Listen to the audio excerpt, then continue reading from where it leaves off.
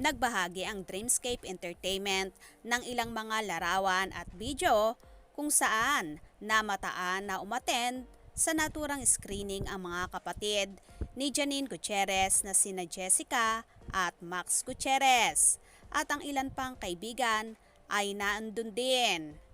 Kagaya na lang nang nakasama niya sa last teleserye nila ni Paulo Avellino, ang Marry Me, Marry You na si Iana Bernardez. Andun din ang BFF ni Janine na isang photographer na si BJ Pascual. Andun din ang mga kaibigan at pamilya ng direktor na si Samantha Lee.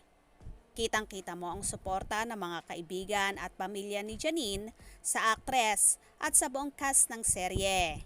Hindi naman nakasama ang isang kapatid ni Janine na si Diego Gutierrez dahil busy ito sa kanyang work.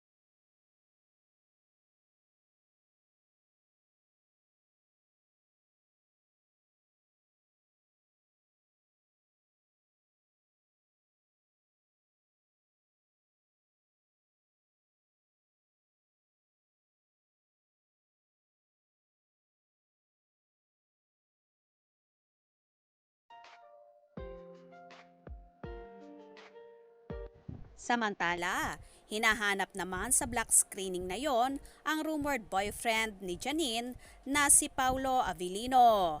Nasaan nga ba ang aktor at bakit hindi sinamahan ang napapabalitang nobyang si Janine? Well, malamang sobrang busy ngayon ng aktor kaya hindi siya namataan sa naturang screening na yon. Kaya naman tumutok at huwag pahuhuli sa mga maiinit na kaganapan, especially sa paunin updates.